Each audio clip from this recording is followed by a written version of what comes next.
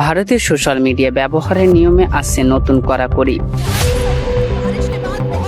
Facebook, YouTube, Instagram সব প্ল্যাটফর্মে content নিয়ন্ত্রণ আরও কঠোর হতে পারে।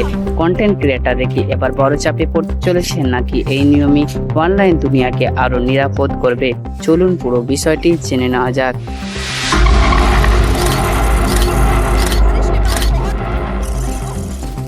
হাই, আপনি দেখছেন জে নিউজ 26। আজকের বিশেষ প্রতিবেদনে জানবো ভারতের জন্য নতুন ডিজিটাল আইন ও সোশ্যাল মিডিয়া সংক্রান্ত নীতিকে কি পরিবর্তন আসছে।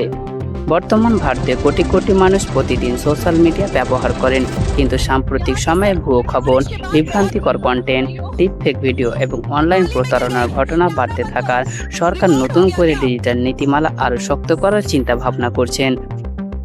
সরকারি সূত্র অনুযায়ী এই নতুন কাঠামোর মূল লক্ষ্য হলো অনলাইন প্ল্যাটফর্মগুলোকে আরও বেশি দায়বদ্ধ করা।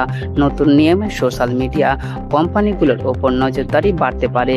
যে কোনো কন্টেন্ট যদি ভুল তথ্য ছড়ায় বা সামাজিক অস্থিরতা তৈরি করে, তাহলে দ্রুত সেটি সরানোর বাধ্যবাধকতা আরও কঠোর করা হতে পারে। এছাড়া কন্টেন্ট আপলোডের ক্ষেত্রে কিছু আইডেন্টিটি ভেরিফিকেশন বা পরিচয় যাচাইয়ের ব্যবস্থাকে আরও শক্ত করা হতে পারে বলে জানা যাচ্ছে। কিন্তু সবচেয়ে বড় প্রশ্ন উঠছে কন্টেন্ট ক্রিয়েটারদের নিয়ে, যারা ইউটিউব, ফেসবুক বা ইনস্টাগ্রামে নিয়মিত ভিডিও বা পোস্ট করেন। তাদের জন্য কি নিয়ম আরও কঠিন হয়ে যাবে, নাকি অনেকের আশঙ্কা ভুলভাবে কোনো কন্টেন্ট ফ্ল্যাগ হয়ে গেলে তা আর ওই চ্যানেলের ওপর প্রভাব ফেলতে পারে?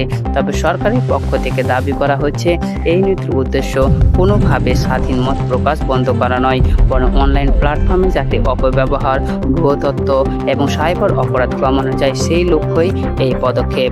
এখন সাধারণত ব্যবহারকারীদের মধ্যে একটা প্রশ্ন ঘুরে বেড়াচ্ছে, সোশ্যাল মিডিয়া কি আগের মতো স্বাধীন থাকবে, নাকি প্রতিটি পোস্ট, ভিডিও, মন্তব্য এখন আরও বেশি নজরদারির মধ্যে আসবে?